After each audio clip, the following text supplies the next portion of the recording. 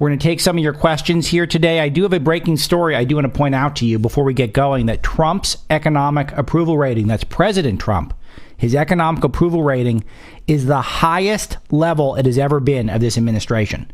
Kind of amazing in a moment where so many people on the left and even worldwide are trying to blame him for a global pandemic. Actually, America's faith in him, at least as a leader economically, is now the highest it has ever been during the course of his presidency. And remember, he kind of ran on that he would be a good steward of the economy. He was kind of picking the best ideas from both sides, and he had advertised that his business acumen, his acumen as a deal maker, was going to make him uniquely positioned to be able to navigate the very treacherous waters geopolitically when it comes to economics. And it seems like the people more than ever are with him on this. John Carney writes at Breitbart News, the coronavirus pandemic has thrown the American economy into a deep contraction and sent unemployment soaring, but Americans approve of President Donald Trump's handling of the crisis. Approval of Trump's handling of the economy rose to 52%, the highest level of his presidency. CNBC's All America survey showed on Wednesday. That's up from 49% in December. The survey of 800 Americans was taken between Friday and Monday, so it's very fresh. Trump's overall approval ratings jumped as well to 46 from 40%, so that's a huge surge, the best ranking of Trump's presidency also for that poll.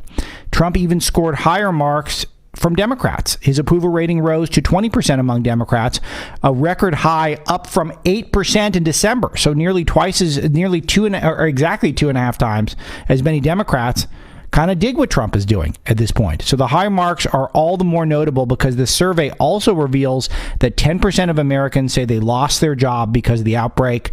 Another 16% have had their pay cut. So an important story that's on the front page right now at Breitbart.com. And it also connects with the fact that one thing Breitbart does so well is we find buried leads. We find the stories within the stories that the media kind of downplays or suppresses that might be the most important detail in the story, but that's not going to be their headline because they're establishment media. Now, CNBC is generally a little better than most, but the NBC factor is still a big factor. So their headline for this was 1 in 4 Americans have either lost their job or had their pay cut from coronavirus shutdowns. A huge deal, obviously, no doubt about it.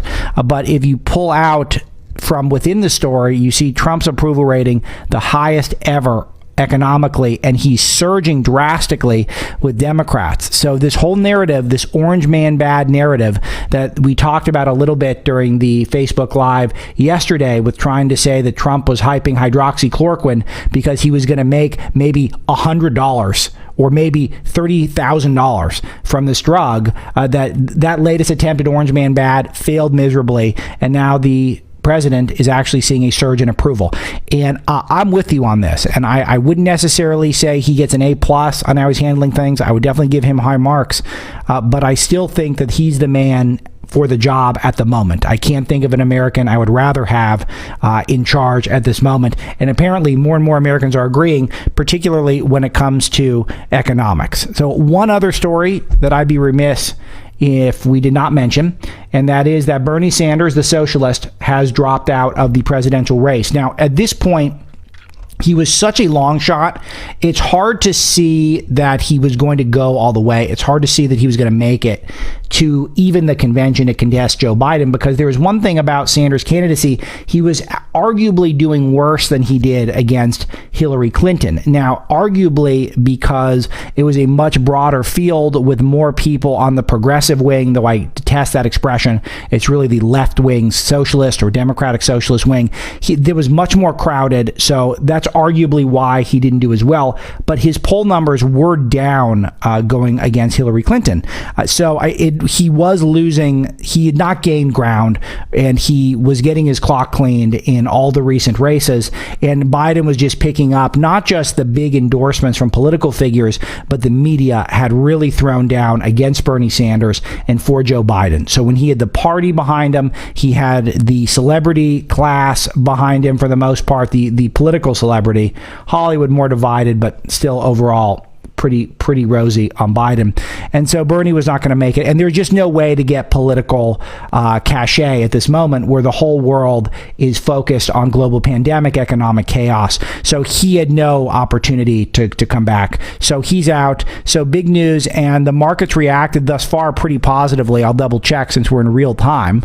And that is a fun thing to do. But the markets, yeah, they're up 3.5% in the Dow. S&P is also up 3.5%. NASDAQ 2.5% at this moment. And we saw this rise since the announcement that Sanders was out, because even though he was a long shot, we're in such unknown territory as a country at the moment. You can bet that people with skin in the game were very relieved to see we weren't going to have a socialist president for sure. Even though it was unlikely, the fact that it is now for sure is not going to be a socialist is a big deal, and people reacted positively. And I have to say, I have almost nothing nice to say about the Democrats at this point in time. I do think they're the proverbial existential threat to the country, but I'm relieved that even the Democrats have now said we're not going to be a socialist, at least for now. We're not going socialist, at least now. Also, another hot take on this one is, what does this say about the Squad and the AOCs of the world who were so vocal and so animated, and Bernie actually less popular now than he was 4 years ago? So was it Bernie that made the Squad popular, or was it the Squad that made Bernie popular? Now we know the answer is the former. The Squad did not help Bernie at all, and that's very interesting as the Democratic Party continues to be more Squad-like. So let's see if people settle on that take at any point soon. So what I'm trying to do here is I want to take questions that you've been submitting. We'll take some in real time, so you can submit them at my Facebook page, Alex Marlow Media. We'll try to sift through them and bring in some live questions. We've also got a couple questions that came in earlier in the day, which is really good because I want to be able to, some of them take some research. You guys are very smart. And typically if you're asking a good question, then those are the type of ones I'm going to put to the front of the line. So without further delay, Sierra Morgillo, she writes, do you know any facts behind the arrest of the Harvard chemistry professor who aligned with China? So do I know any facts? I know plenty of facts on this one. We covered this at the time at Breitbart News, and this is from a January 29th story that Tom Sakata wrote for us at Breitbart. Fed's Harvard chemistry chair lied about taking millions from China. Harvard University chemistry chair Charles Lieber has been charged with fraud over his financial ties to China. Federal authorities allege that Lieber was paid millions of dollars by the communist Chinese government to create collaborative projects. According to a report by the Wall Street Journal, Charles Lieber, the chair of the chemistry department at Harvard University, was arrested this week on charges that he received millions of dollars from the Chinese government. Harvard University is home to 36 Nobel laureates in chemistry, so obviously a pretty big deal if you're the chair of a faculty with 36 Nobel Prizes. The federal criminal complaint against Lieber claims that he lied to the Defense Department and National Institute of Health about his relationship with a Chinese program that was designed to funnel research data from American universities to the Chinese government. And this went on for a long period of time and paid him seven figures during that time. And the feds kind of moved in on him, and that's pretty much all we know about it. There were two Chinese nationals charged, one Harvard professor charged in late January, and then basically, as far as I know, the issue has been dropped. It got a lot of attention at that moment, but I don't know if there was any. The news cycle certainly didn't hold. I hadn't thought of it until the questioner brought it up. So there's only so much I can tell you other than that did really happen in the United States in our single most vaunted university, Harvard University. So that's really all I can say for the time being. And it looks like universities are trying to crack down on some of this stuff. And I did see a lot of opinion that came out since then suggesting that this really was a threat. I think maybe that started to surface as time the coronavirus news cycle started to take hold, trying to connect the two. I'm not seeing evidence that they're connected. A lot of people, I think, are trying to say, is there a connection because it's health, it's China, coronavirus was just kicking into gear at the time. I have not seen evidence of that, but I will keep on the lookout. I just think it is interesting that this did kind of drop, and we'll see what happens. But a lot of people online suggesting there's no link to the virus and this guy. As far as I know, that's all I can say. But we'll stay on it. Great question, and always good to remind people of these huge news stories that go out there. We talk about them for a few days and we move on because it's such a chaotic time. It is worth remembering that literally the head of the Chinese the head of there's a Freudian slip for you, the Harvard chemistry department, taking bribes from China according to the federal government. Amazing. Okay, Isla Ellis. Why the hell are the stores still out of hand soap after a month? This makes no sense. Now, a lot of economic questions today, so I will give a shout out right off the bat to John Carney, our economic and finance editor, who I spoke to for a few minutes before to make sure that I had really sharp answers for you guys. And this one, I don't know if we came up with a super sharp answer. All we know is that some of the stores need to fill orders, and this takes time, and you don't know how much to order, and you don't also know if this is going to subside. If the orders come in and then you're left with a ton of extra inventory, they don't want that as well. And this is why the places like Walmart and Amazon are really the only places who are doing decently in moments like this, because you have to have such precise logistics in order to make things as efficient as possible, because they really don't want to order too much and have it sitting around. And also you have to ramp up production, ramp up productivity. It's the whole supply chain thing. Maybe a certain element of the supply chain is affected when it comes to all of the various parts or chemicals or additives or ingredients that go into things like a soap or a hand sanitizer or something like that. Maybe there is some sort of hiccup in the supply chain and then it doesn't get out. So there's not really a great answer there for you. They'd say the stores are probably concerned about going over. It's the bottom line. And another thing I was thinking of is some of these other products. I was on the hunt for hand sanitizer in early February because I knew Master Marlow Jr. was going to be born. And you want to have hand sanitizer around when you're changing a lot of diapers. It's just a pro tip for those of you out there who do change some diapers. It's a good tool, and they were already out, and this was before coronavirus had really engulfed the media. That these are the first thing to go, and I love that all these breweries and distilleries are making their own, but I honestly have not seen a lot of I haven't seen a single bottle of hand sanitizer in a store since mid-February. That's unbelievable. I mean, this is the product to get, in my opinion. Also, the thing about toilet paper, which is really interesting because we're all out of toilet paper for the most part, I guess. I was doing inventory, and I think I'm down to 15 rolls, which makes me very self-conscious and a little bit concerned. 15 rolls. You'd think that would be enough for a while, but who knows? Because there's the factors of people are hoarding it. When people hear other people are hoarding it, whenever they see some, they have to hoard it as well. And then it also changes the way you use certain things, because I don't know if you guys have noticed this, but in your place of business, you're probably not using the same toilet paper as you would be using in your own house, and because you're only using the bathroom in your own house, which is a rule that I abandoned after I left public middle school. I vowed that I would use public bathrooms, but now you're just at home the whole time, so that's going to change your toilet paper consumption as well. So you're getting a different type of quality, a different type of product, and the market has to adjust for this at a rapid rate, and it's just not always going to go smoothly. So it's actually a pretty compelling question without a terrific answer, but I think there's some good stuff in there. All right. Jeannie Hurley writes, any info on the holdup on the SBA loans administration, the Small Business Association, or Small Business Administration? Small businesses were promised help but aren't receiving it. Now, I think it's more complicated than that. So the program went into effect Friday. It is Wednesday. So you launch a program Friday, brand new program, and people have to get it together to get the loans out the door, even though the government is determined to cut checks. I do think that we're still in a little grace period from my vantage point. There are some pain points that we're seeing. Is it does look like that the banks that had pre-existing relationships with the Small Business Association seem to be doing a more efficient job of getting the loans out thus far. So those banks that have that pre-existing relationship, the money does seem to be going out. But there's so many applications that the system is overwhelmed, and that to me is to be expected. I mean, think about stuff like when the government launched Obamacare and the exchanges. That was chaos for weeks and months. The launch was one of the most legendarily horrible in the history of website launches.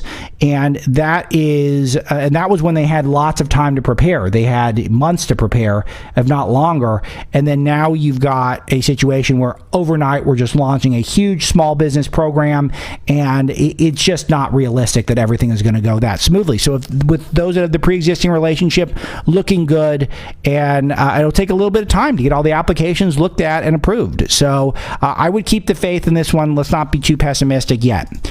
All right, next up, Cooper Michael. Is it really Cooper Michael? It's not Michael Cooper? Michael Cooper was a hoops player. All right. Now that so many people are working from home and seeing that it works, how do you see the office culture evolving in the future? Now, this is a topic I'm very passionate about because I'm a work at home guy. There's a million reasons for this.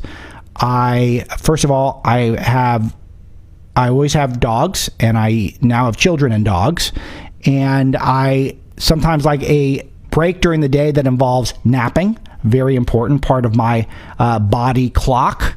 I'm a napper by nature, and I think that going in and sitting in a cubicle and being captive for hours and hours a day is just terribly inefficient, and I don't see it as necessary. I don't work well when I'm in a bullpen. I don't work well when there are other people around.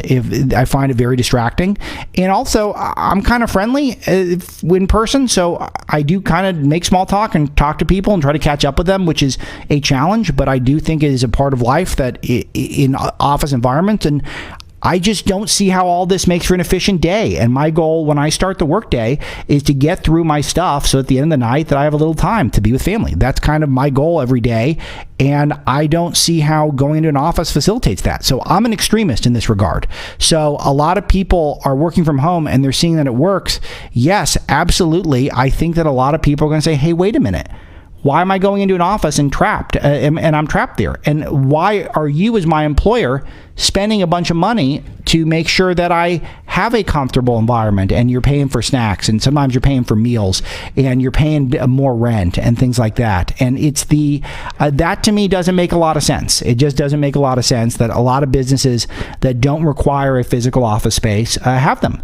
And not to mention now, there's going to be a lot of concern that they're unnecessary ways of spreading disease and illness.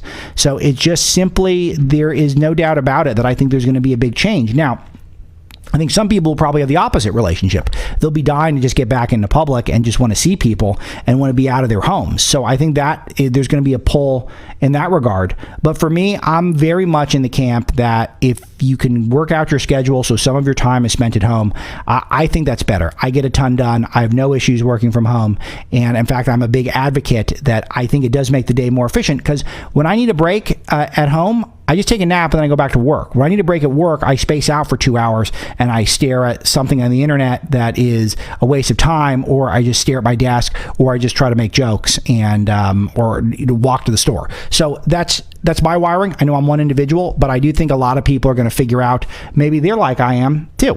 All right, Pamela Raposa, ABC and CBD. What's CBD? Isn't that cannabis oil? What is CBD?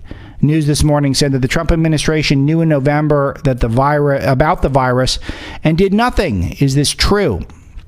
I have talked about how I think the president made some moves I thought were very sharp early on. Tom Cotton pitched the China travel ban late January. A week later, it was implemented. We now know Peter Navarro put out a memo to the president. The president says he didn't see it, but it was going around a couple days before the travel ban. So some places the president moved very quickly. Other places the president didn't move quite as quickly. But I'll tell you this is total conspiracy land that he knew about this in November and did nothing. And it just, the math is not there. Breitbart, I think we have the best coverage of China of any American outlet, period, largely because we read all the Chinese sources and we're not in bed with them like the Bloombergs of the world, etc. And we did not have our first story on the coronavirus until I think it was January the 7th.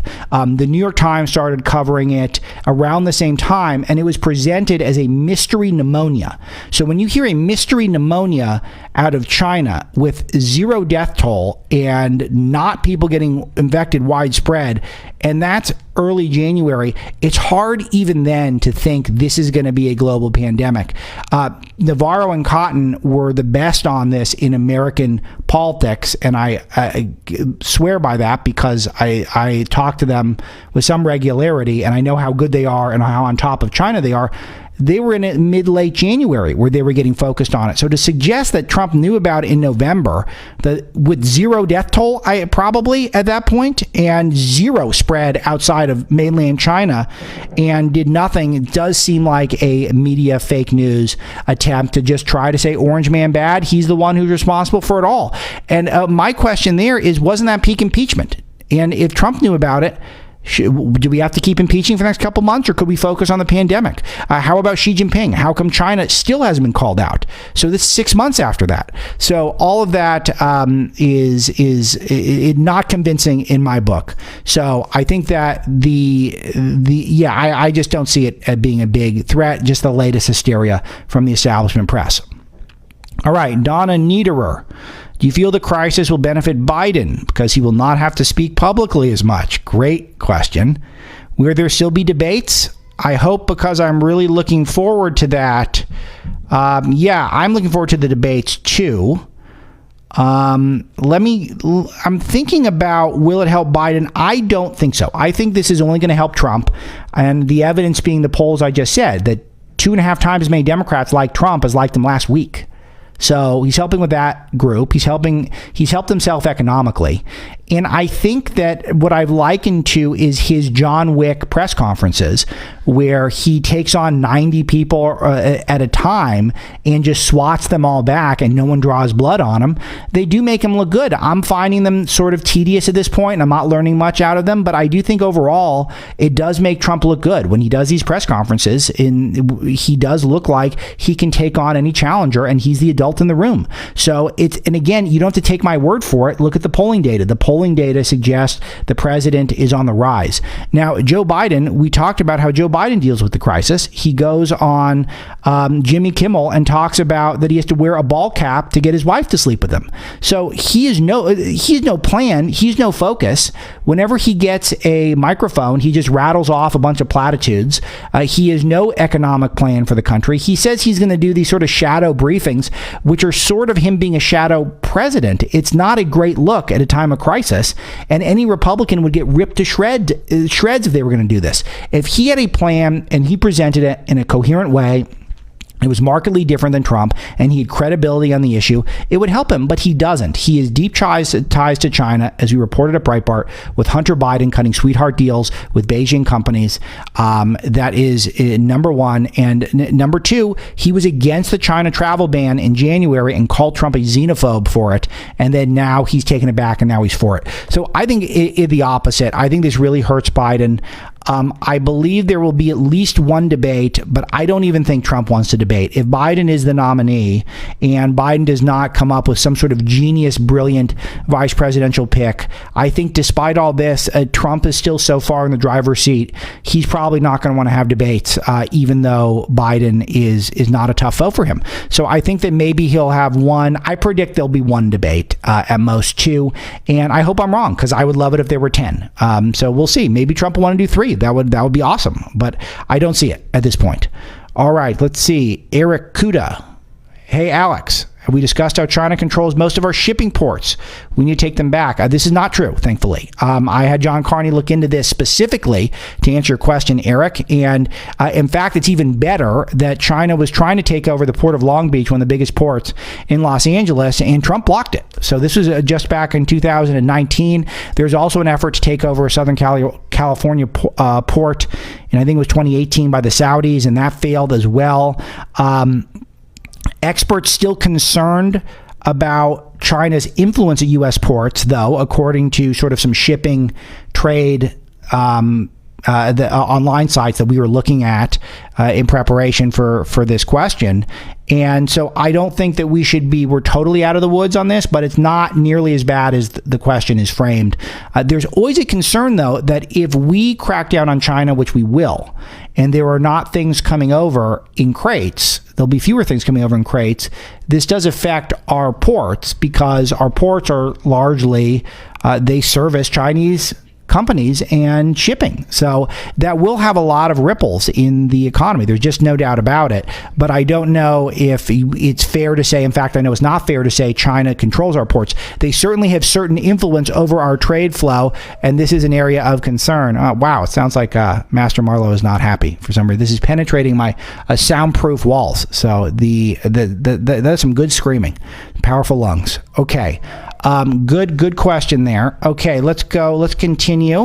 How about Brent Hogue, who is writing in real time? Very cool. Stories are Trump is recommending hydroxychloroquine to build his portfolio. Didn't the patent protection run out on it years ago, so any drug company can make it?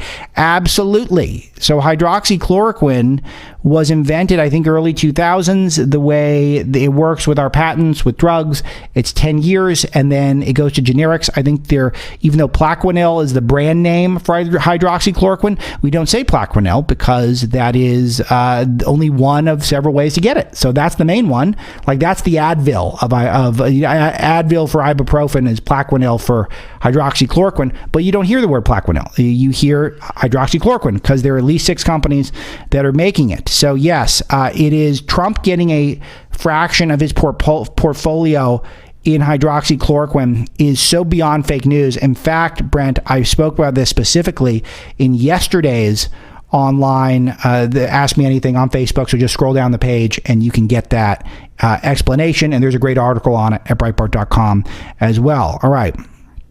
Michael Paul Leidy. Now that we are seeing Dr. Doom miss the target by like 60% or more, by the way, do you think Trump is going to aggressively start to turn things back on in like 10 to 15 days in lots of the country? I don't. Dr. Doom is my somewhat affectionate name for Dr. Fauci. Not that affectionate.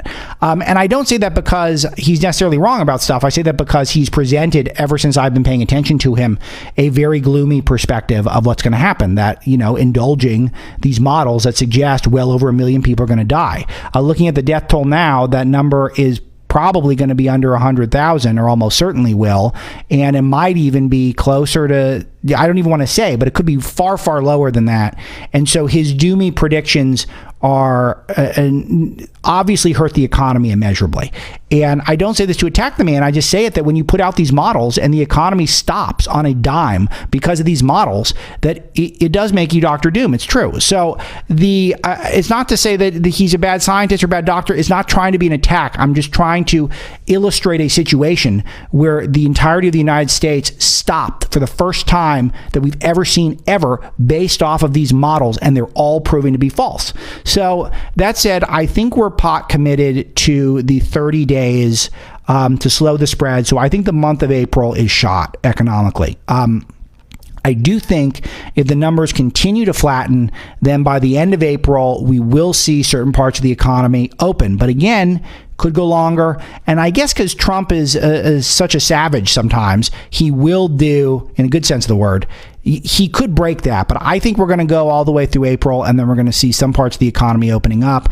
And again, we're still not at the peak. We might be at the peak now. We might see, Dr. Doom today was suggesting that the peak is probably coming sometime in the next week or two. So we're probably going to see it top out second, third week of April, and then it'll start cresting and falling.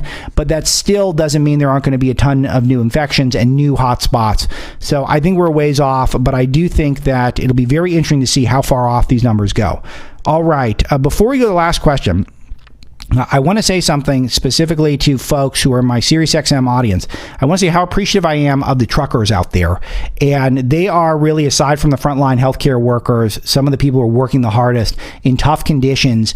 And they're some of my eyes and ears in terms of what's going on in the country. And I'm so grateful to them right now. You guys know how blessed I feel about this audience, the Breitbart audience of over 20 million readers and countless numbers on our radio platforms as well. And we could not be there without you guys. We don't advertise.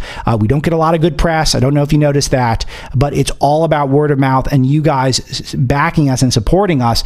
And we feel the same way about you. And in particular right now, I've got a shout out for the truckers who are out there on the road and not just listening and tuning in and calling in to our radio show, but for doing the pick and shovel work to keep America moving. I am so impressed and actually moved about the people who are really on those front lines right now, keeping America at least somewhat functional during this incredible time.